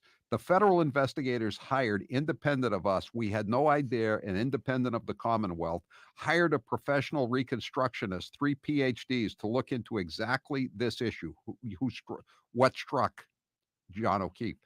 Did Karen Reed's car, did her SUV make contact with John O'Keefe? And their conclusion to a person was his injuries were inconsistent with the damage on the car. The damage on the car was inconsistent with having made contact with John O'Keefe's body. In other words, the car didn't hit him and he wasn't hit by the car. Isn't that game, set, match, or whatever they say, Aiden? It should be. And if the car didn't hit him, Howie, then how did Michael Proctor find 35 pieces of tail light on 5 undocumented trips? The only logical conclusion is they planted evidence. And you're right. This should be game, set, match. There's only one person that gets to decide that. Because clearly the district attorney's office has no shame and no honor. They responded to these bombshells today by talking about how I went out to lunch with Alan Jackson in May. I mean, that's what they decided to deflect to instead of these they didn't address any of these, deny anything, because why would they? They got caught. So there's only one person that can now step in and do something. And her name is Beverly Cannoni. The judge. And up until this point, the judge. I've had very little faith in Auntie Bev. But today, she did let Alan Jackson and David Yannetti talk for longer than she initially planned. It seemed like she was a little bit better than them, a little bit better to them than she usually is. And if she has any honor, she will dismiss this immediately because this cannot continue. This is a farce. And if they prosecute this woman and she's acquitted, that just gives them the excuse not to go after the people that actually did this. Well, this is the car is the bombshell development here today, but there are other problems. The state cop, one of the people that's assigned to the district attorney's office to investigate, his name is Proctor, and he told the state grand jury that he had no relations with the Alberts, where the house where John O'Keefe. I just want to break it right there for 1 second. I just want to note Howie is making excellent points. Like the first, what he opened with, and now this is amazing to see it on his network, that he's that knowledgeable about what went down today. And Howie's a great communicator. So this is absolutely friggin' perfect. Agreed. Spent his last hours before somebody put him out on the lawn. But he did have a relationship, did he not? And he admitted it to the feds. Yeah. He admitted it to the feds that he had told. Who isn't friends with the Alberts? I guess they kept him chained in the basement when they did family visits. That's what they want us to believe. We all knew, because Michael Proctor doesn't have social media, so he's not posting pictures of himself with them. But his mother is, and his sister is, and everyone else in his family is, and they want us to believe that he has no relationship with them. But now we know. Now we've seen the feds found text messages of Michael Proctor asking Julie Albert to babysit his kids 10 days before John O'Keefe. Julie Albert lives in she's one of the women, one of the McAlberts, as you call them. Yeah, she's one of the McAlberts. She's married to Chris Albert, and her son Colin Albert was inside the house when John O'Keefe was there. And she's the owner of the dog. No, she's not. That's Brian. Oh, I'm sorry. I get these Alberts confused. I know. It's a big incestuous. So basically, Julie Albert, in another text message, said that she wanted to buy Michael Proctor a gift because of as a thank you for his investigation on this case. An investigation that intentionally excluded her son, Colin, who was there the entire time, who was never questioned, and she offered to buy him a gift. And instead of saying, that's improper, I'm a Massachusetts State Police detective, he said, buy one for Elizabeth, his wife, instead. That's what he said. He put that in writing. He put that in writing. He put that in the text message. In the text message, they both did. And it just shows you that the feds have all this stuff This is information that Karen Reed's defense team couldn't get because of Rule 17 motions that were denied by Auntie Bev. And now the feds have just grand power to do whatever the heck they want. And wait, and you know, this was all introduced in open court. This is all public information. Now, did the district attorney, the assistant district attorney Lally, did he deny any of these allegations, these bombshells that the feds had turned over to the DA and to the defense? Did he deny any of it? Not once. Instead, he jumped on. He basically got up on there and talked about how bad Turtle Boy is. That the defense is bad because Karen Reed called and Turtle Boy had phone conversations. We went on his phone. They had phone. Oh no, not phone conversations. Oh my God! Listen, the subject is reporting. The attorneys talked to him on the phone too. Yeah, talking on the phone's a crime now. About instead of even addressing the elephant in the room that everybody's jaws were dropping over. They also confirmed that the 227 Google search, which for How Long to Die in Cold that Jennifer McCabe made, which we all knew she made all along, right? But that has now been confirmed by an FBI expert, by a forensic IT specialist. Yep. And they can't deny. Like before, they said, "Well, that's the defense. They paid off some guy who doesn't know what he's talking about, and that's not legitimate." Well, now an independent FBI expert has looked into it. They confirmed the same thing that we all knew that happened. That she searched that at 2:27 a.m. Howard, when I was in the can, I was there with Brian Walsh. Right. The guy who who murdered and allegedly chopped up his wife, and they've never found the body parts. But go ahead. Yeah. Right. And Michael Proctor's the lead investigator in that case too. And what got Brian Walsh in there? All his Google searches, right? So I slipped a note under his door and I said, "Hey, I'm a journalist. I want to ask you some questions if you're out for it." I said, "Are you aware that the same detective in your case who used all these Google searches to put you in here also is now denying the existence of Google searches in this other case in order to protect a woman named Jennifer McCabe?" His lawyer wouldn't let me talk to him, but it's interesting. I've never heard of police before saying Google searches, "Oh, that's not real," except in this case when it protects powerful people. But now we know that the FBI, independent of all of this, has determined that did in fact happen, that he was never hit by a car, that the Alberts and the Proctors were good friends for a long time, that they knew each other.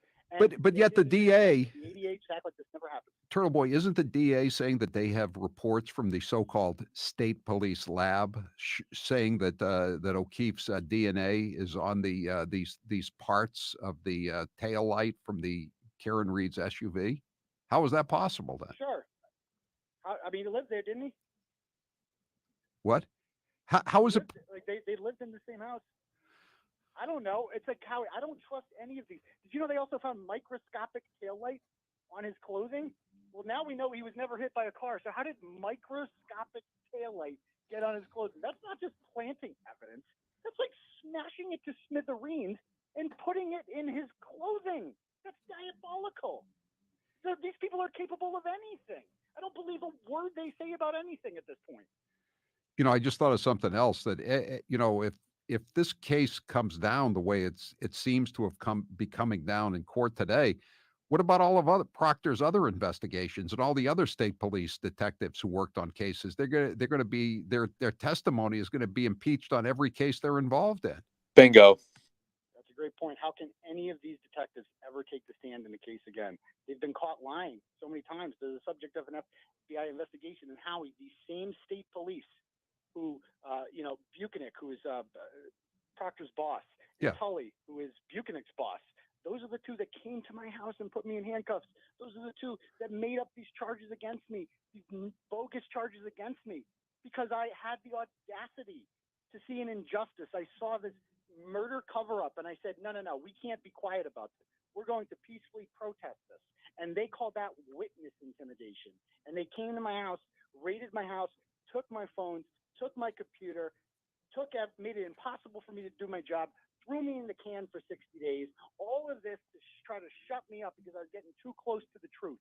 And now the truth's coming out. And I'll tell you right now, they've accused Karen Reed's defense team of paying me before. Well, guess what? It's going to be the Commonwealth who's going to be paying me next. So they better get their checkbook ready because I'm never going to forget what they did to me, ever.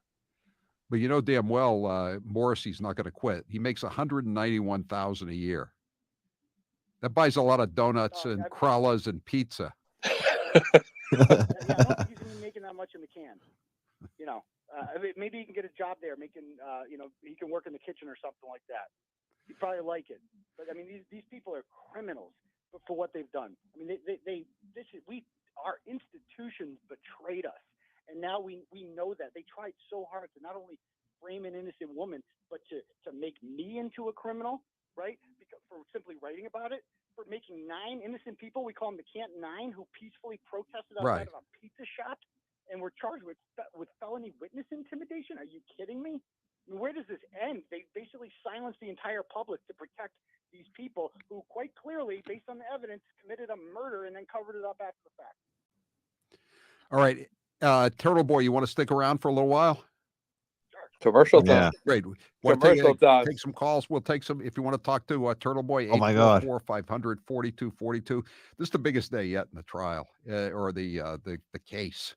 I don't know if it's even going to go to trial. 844-500-4242. We'll be right back. I'm Howie Carr.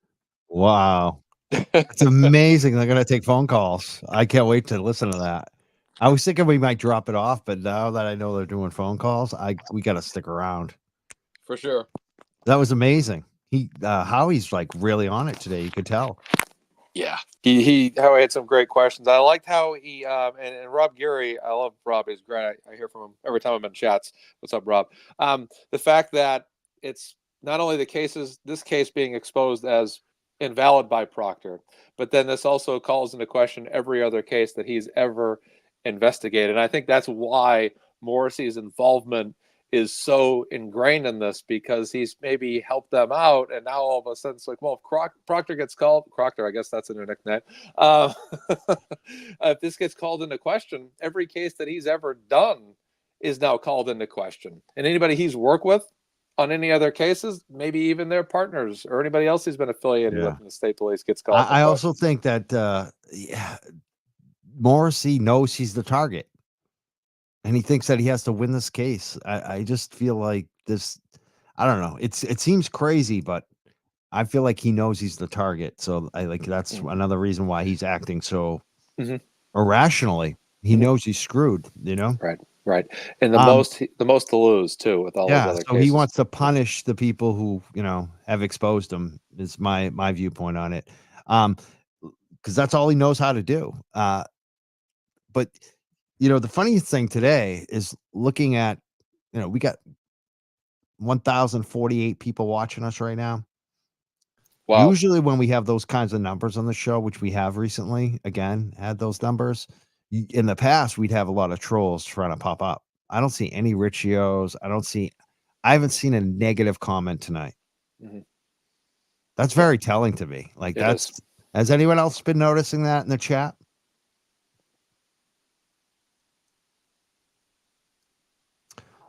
Yeah, I mean, it's just they got real quiet today. They were ready to go, and now they're not so ready to go. Mm-hmm. Someone said they're seeing all the dealers. They took their ball and went home is another comment. I love this one. Yeah, there's a gull seeing their dealers. I'm sure some of them are. I know a few. Trolls are quiet. I noticed it all day on the streams, all hiding under their respective rocks. Yeah, a lot of people are noticing that.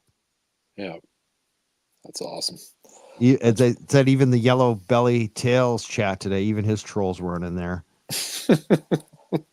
Someone said it's like Cardi B came and smacked them all down. I think she dog walked them. I know Kevin wanted me to dog walk them, but it's just, dude, everything that you said about everyone else being an idiot, being part of a mob, it was all about you. Everything you said about everyone else was about you, dude. I mean, that's it. That's the truth. And that's what you're going to live with for the remaining days that you have left. Call me an idiot. Call me a grifter. Dude, your grifting's over. Done. No one's going to grift. You're not going to get any more. Your donations from the Alberts are over. You're done. It's about a 90% drop right there if he doesn't get the McAlbert cash. Yeah. And it's funny too, is like I thought that they were waiting for Chris Albert, the Mass State Police, to give them their talking points, but I think that might even be over. Yeah. Might be some kind of transitional shift now. They might be transitioning themselves to no longer become witnesses, but now become suspects that need to defend their own asses now. I think that's really what they're probably behind the scenes transitioning to, and I think it's notable that a lot of them were in court today. That was very striking to me why that happened. I'd love to know why they didn't come and why they were all huddled over that house like that today. And I think I know the answer, but I'm not saying it. But All right, let's go back to Howie Carr. He's Sure. back. I think they're back right now. Gotta turn the sound up. Oh, there'll always be fireworks. I'm sure Rita Lombardi and crew will be down there trying to hold them accountable. But they got an election coming up, Howie, in a couple weeks. They're trying to unseat 2 of the members there that kind of go along with the status quo. So, Yeah, Conley's one, right? Conley. Yeah. Yeah, God, he's up for re-election next year. It's next. Theodore and Loughran. Okay, let's take some calls here quickly. Brian, you're next with Howie Carr and Turtle Boy. Go ahead, Brian. Aiden, how are you, sir? Sorry, I dropped Turtle Boy. I'll get him back. Oh, we lost him. We just lost him, Brian. We're going to have to wait a second here to get him on. Hold on. So Texter just mentioned Annie Ducan. Remember Annie Ducan? She was the one who the state police. She worked for the Department of Public Health, but she handled a lot of state police investigations. She was fabricating evidence, and then there was one in Western Mass. Sonia Farrak was doing the same thing. Turtle Boy, aren't you getting Annie Ducan, Sonia Farrak vibes out of all these amazing discoveries that the state police lab is making? Yeah, anything these guys touch, this question, that includes Proctor, Buchanan, Tully, any of them, because it's not just Proctor. It's an institutional problem. Any other line of work, like the good people, they don't accept the bad people being corrupt. Like I was a teacher. If there was like some other teacher diddling kids, you best believe that the other teachers aren't going to go along with that and support them. But in policing, it seems like you have some obviously corrupt cop. And then his bosses just go along with it, and they don't do a goddamn thing about it. Yeah, Brian, go back. You're with Turtle Boy again. Go ahead, Brian. All right, how you doing, sir? Real quick, I had a friend of mine the morning this happened, worked at that hospital, and they told me some information. I'm well versed in the field. That right from the jump, that person was a little suspicious as to what was going on. I couldn't wait. I tried to get some information, and then once Turtle Boy got on the scene with his reporting, I was looking forward to it. It was a matter of time until things broke the way they did. You do an excellent reporting. Congratulations to you, and it's not over yet. But if you look around the state, we've seen it in Fall River. Jason Correa and that crew and all that with policing. It's unfortunately our institutions. They're cracked with individuals who shouldn't be in positions that they are in. Hey, Turtle Boy, look at Rachel Rollins just got a job with working with returning citizens. Are you a returning citizen? She's still alive. No one's heard from her since then. She disappeared. I'm glad she's She alive. returned my messages. But it's kind of funny how in this case that their defense, they tried to throw Rachel Rollins under the bus and say, this is all Rachel Rollins doing. She doesn't like me because she called me a racist. It's like she calls everyone a racist. You're not special, Morrissey. And by the way, she's not leading the investigation either. Josh Levy is. So that one went out the door real quick. Yeah. Can you stick around for one more segment? Sure. Okay. Yeah. That's great because we have full lines. People want to talk. And you got plenty of commercials, 500 4242 844 Oh my God, you got one phone call in. One call. It wasn't even a long call. Where can people go to donate money to your defense fund, Turtle Boy, before you become a millionaire at the expense of the Commonwealth? All he knows about millionaire. Go send go. It's pinned to the top of my Twitter account, Dr. Turtle Boy, DOCTOR Turtle Boy, because if Joe Biden is doctor, then so am I. And he just put up his account of what happened today in court, tvdailynews.com, and library. it's a very complete account. We'll be back with Turtle Boy in just a moment. I'm Howie Carr. And I have commercial. Another commercial. You're watching Howie Carr, and if you were betting that I have commercials, you win. A lot of commercials, Howie. Good guy. Just a lot of commercials to endure. That's all. Oh. What'd you think about the caller, though? He sounded like someone that was pretty esteemed in the, I heard one suggestion in the comments that someone thought he might have been a cop. He could have been, but Yeah. I just wish. It's funny. Like, I wish he had talked about. I know he talked about career, which is cool, but I don't know. He's like kind of like a lot of callers. They want to hear themselves talk. I wish he had just asked a question to Turtle Boy and praised him a little more. That's what I would have done. You know, I didn't hear a question to Turtle Boy. Did you?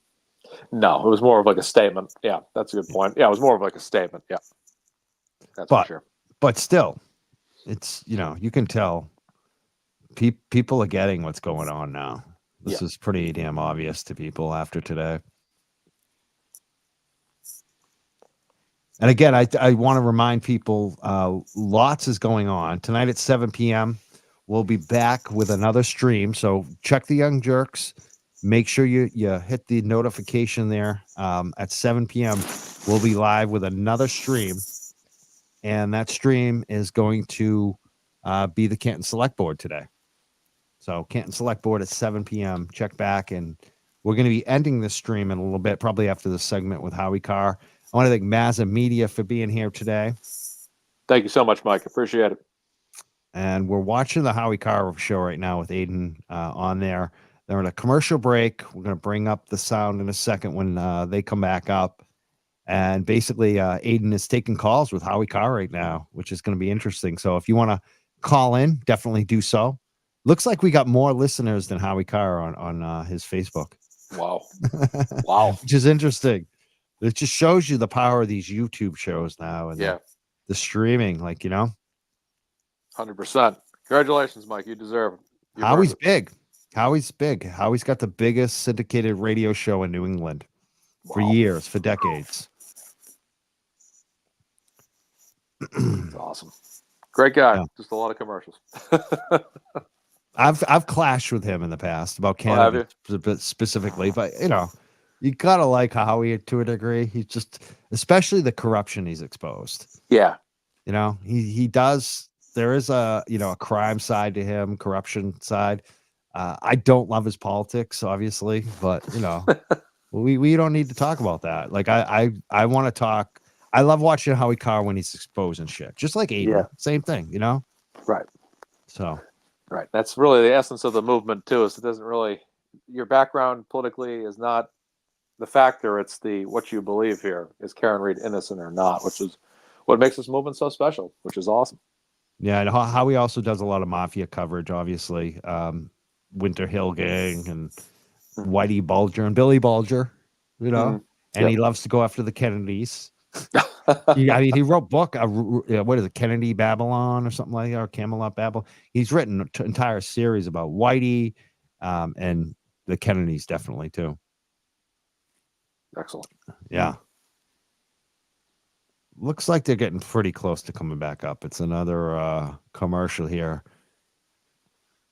Now it's a safe company to store your whether you safe have lock or something. Yeah, it's a safe lock for your valuables, whether it's firearms or your jewelry or your cash. We have a special safe you can get with a 12-month loan for your home.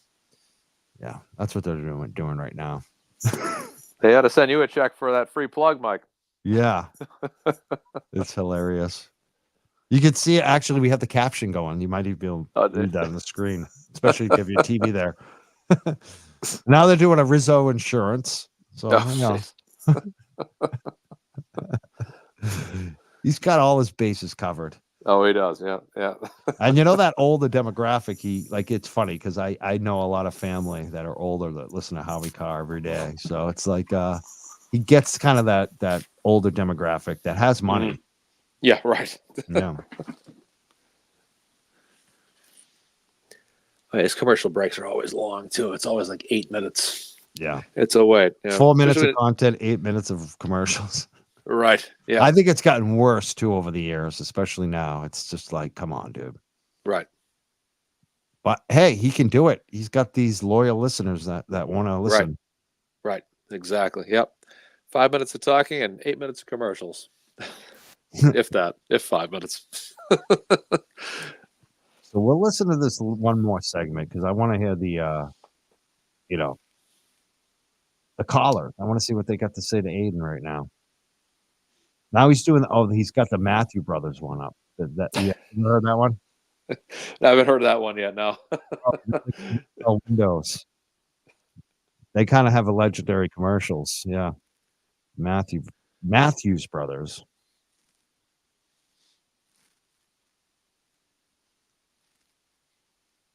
Wonder if it's going to be 1-800-CARS for kids next. That's always a regular one. Now I'm exposing everyone to how much radio I actually do listen to, which is quite a bit, unfortunately. Not as much these days because I just drive around every 5 minutes. Say, here we go. We're back on. Let's turn them back up. 9 o'clock. I'm sure this is going to be a big record-setting night for you. It's just amazing. Did Proctor lie to the state grand jury? Do we know that, or did he leave it to somebody else to say he didn't know the Alberts who he was investigating?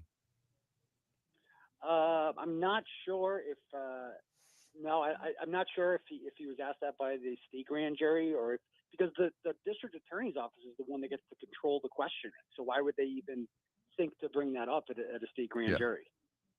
But I'm just looking at your story. You say Proctor confirmed to the federal grand jury that he had indeed lied about his closeness with the Alberts.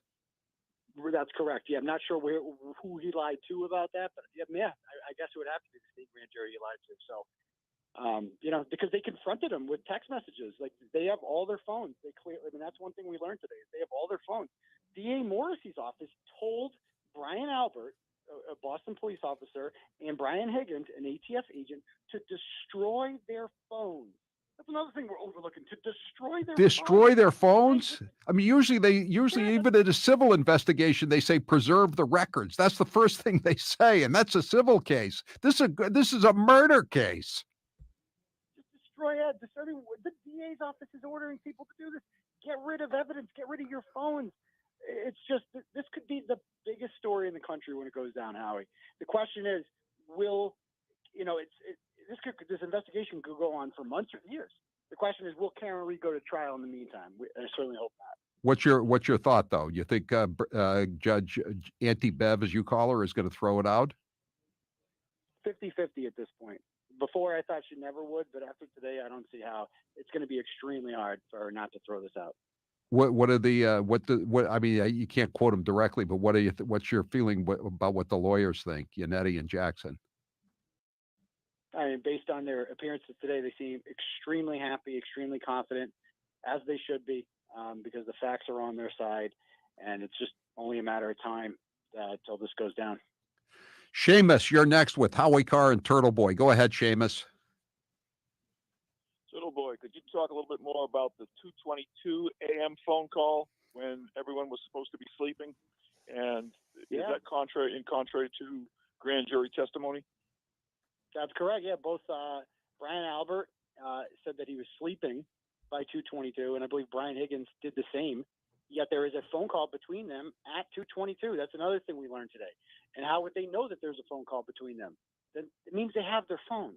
It means they've gone through their phone records. They have everything that Karen Reed's defense team couldn't get their hands on. So they have all sorts of communication. They know everything. They know what happened. And, they're not going to let I think that by providing this evidence, they assumed that they're not going to allow this to go to trial. But ultimately, again, it's up to Auntie Bev. Well, I mean, theoretically, couldn't Morrissey pull the plug on it, the DA? Yeah. Well, that's not going to happen. You could also not go for third helpings of gravy. But I don't think that's going to happen. I like his prosecutor said that the federal materials that were turned over were largely consistent with what they had. I mean, whatever happened to guilty beyond a reasonable doubt? Largely consistent means the case is gone, doesn't it? Yeah, he said 90 to 95%. which means that 5 to 10% of their investigation is completely wrong. And then what part was that? You know, it's just the lying here. It's just bizarre how they're just going down with the ship. It's strange. Sally, you're next with Howie Carr and Turtle Boy. Go ahead, Sally. Aiden, love your show. I'm a big fan. I have a question. Has anybody come up with the missing sneaker in the belt, or did they use that to drag the body out into the lawn? Well, the sneaker that was not there at 6 o'clock when the Canton police got there. They found him with one. This is O'Keefe's. This is O'Keefe, the dead cop, right?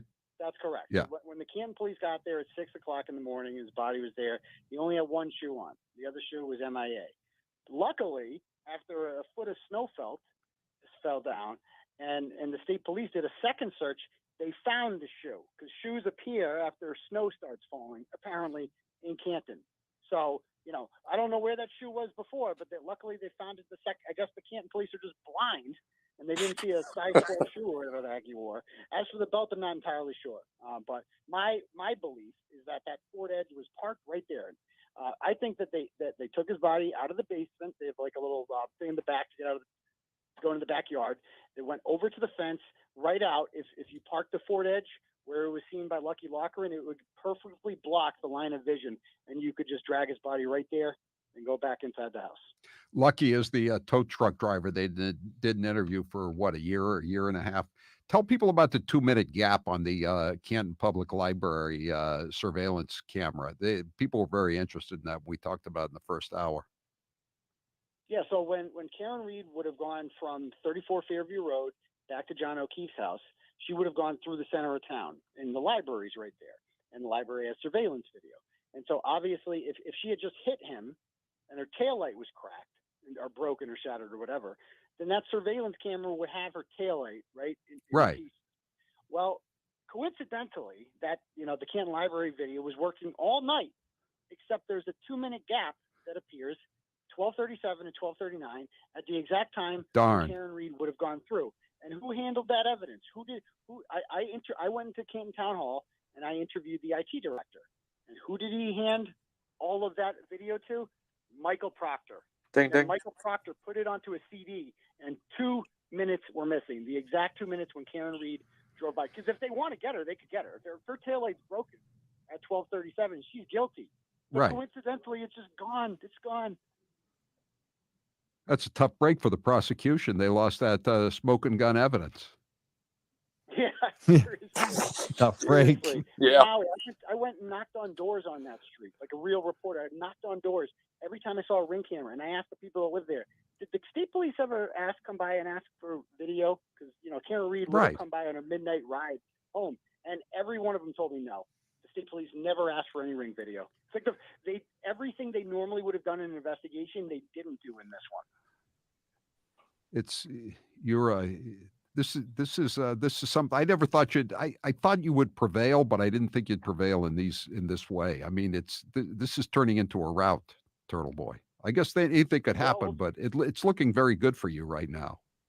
And Karen Reed. They're trying to send me back on Thursday, Howie. They're trying to send me back to the can on Thursday for a violation of the order.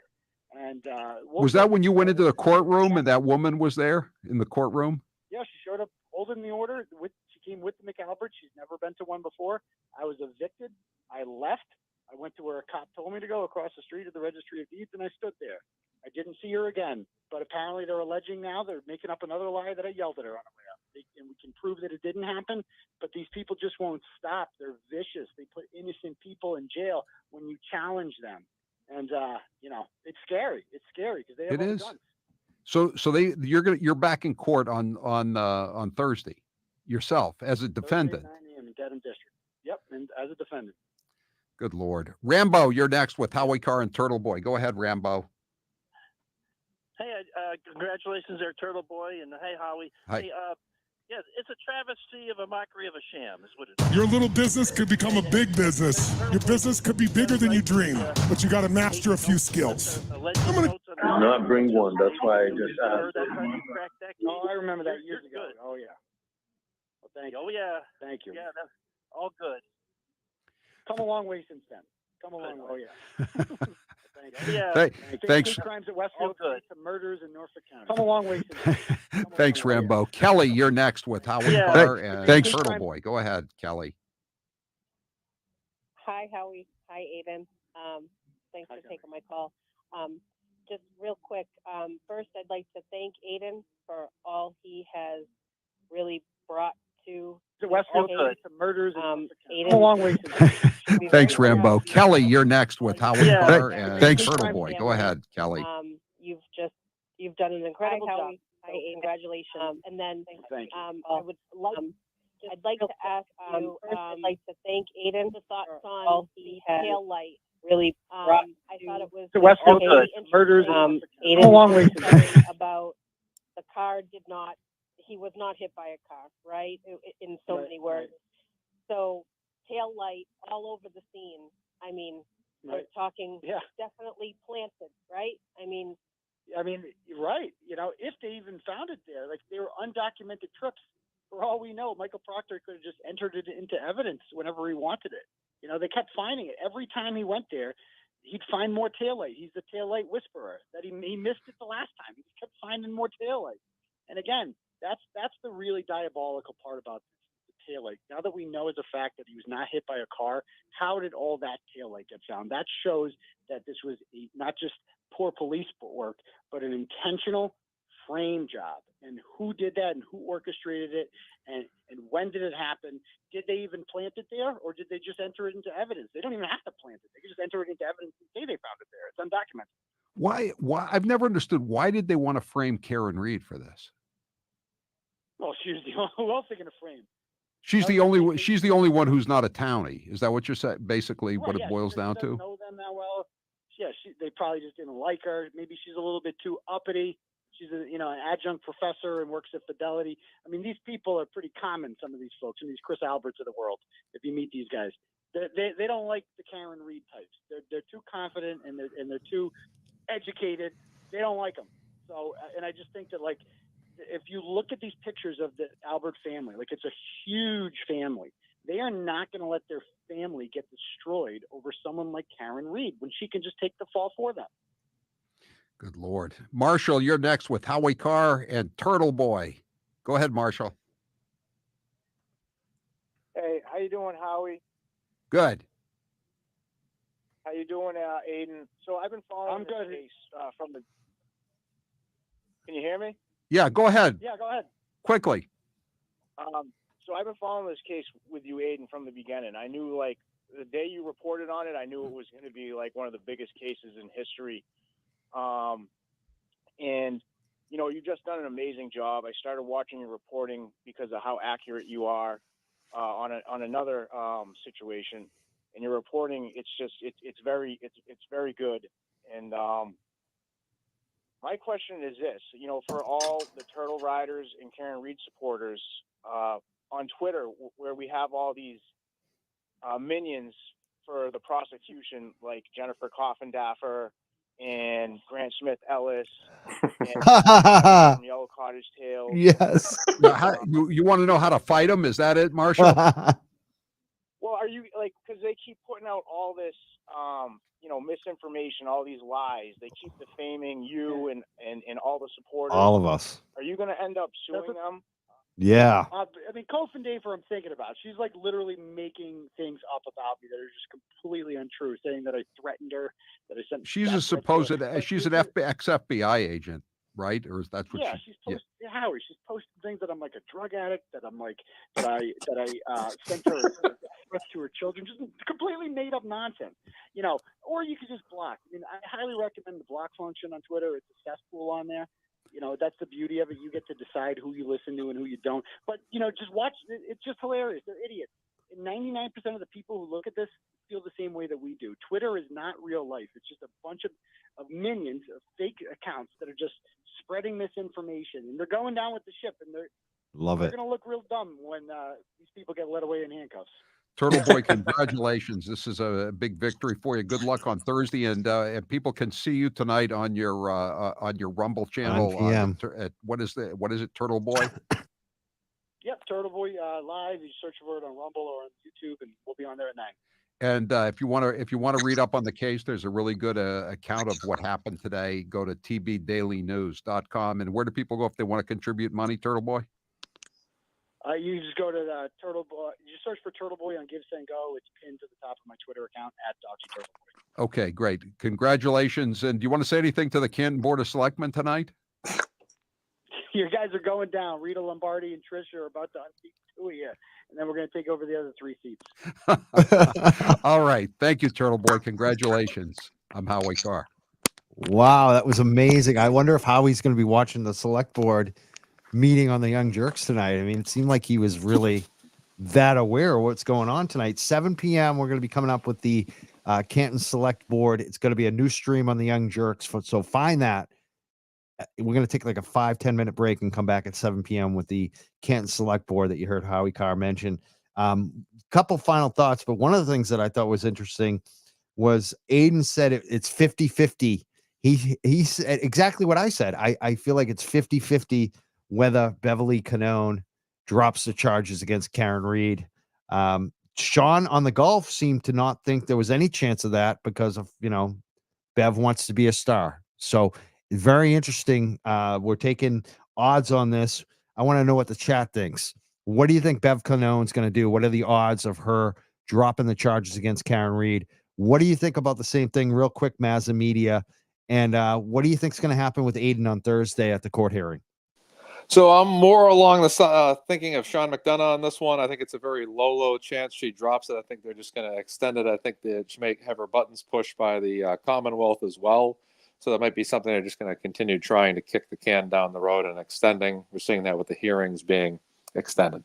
And then additionally with Thursday, I think Turtle Boy will be all right. I think he'll prevail. I think that in this particular case, he exited the courtroom and did his due diligence. I think it's unfounded that he yelled at her, which I don't believe he didn't, and there's no evidence on video to prove that he did. So I think he'll be all right. I don't expect him to be sent back to prison or jail on Thursday. So those are my final thoughts. And I hope so. I hope you're right. I agree with you on both. I think 50-50 is a good odds, but it might even think it's actually probably a lot less than that she does anything at this point. And I think you're right about Turtle Boy. I mean, the big thing about Aiden is he left the courtroom without even being asked to. He tried to comply. He talked to a police officer. I know courts of law, if you're trying to comply, like that shows that you're not trying to skirt the law. I think judges generally will rule in your favor in that case. And I think he's doing everything right. He didn't show up to court today. So he's got a lot going in his favor. And today in court too, I think definitely is going to help him. These judges, they can't ignore it. So looking forward to it. Thank you so much, Mazda Media. Do you have any real quick final thoughts that you want to share tonight, or where can people find you? I know you're on Twitter at Mazda Media, right? Yep, at Mazda Media on X is my channel. That's where I do all my videos and talking and everything that I do over there. It's my base of operations, really. So, and then Mike, I just wanted to reach out to you and say thank you so much for having me on your show. I've been following you for a long time. Since I really got into this whole Karen Reed story. And thank you for reaching out to me today, having me on this show. I greatly appreciate it, and wish you a great night. And I'm looking forward to the select board meeting. You too. Thank you so much, Mazda Media. Mike Crawford checking out. I want to thank Sean McDonough also for calling in. That's, I think it's 5th time on my show now, Sean McDonough. Pretty amazing. Thank you so much, everyone, for watching, supporting, subscribing to us. Again, we're coming up at 7 p.m. with the Canton Select Board. It's going to be a new stream. We're going to take like a 5-minute break, and then we'll be back with a new stream. Check it out. Canton Select Board meeting tonight. We're already hearing that it's a standing room audience, that it's a full house, a half hour even before this hearing has started. So it sounds like it's going to be a big hearing tonight in Canton, and maybe some fireworks. So be back here at 7 p.m. We'll see everyone. Thank you again, everybody. We'll see you real soon. Mike Crawford, check it out. Young Jerks, Mazda Media. Thank you so much. And everyone, we'll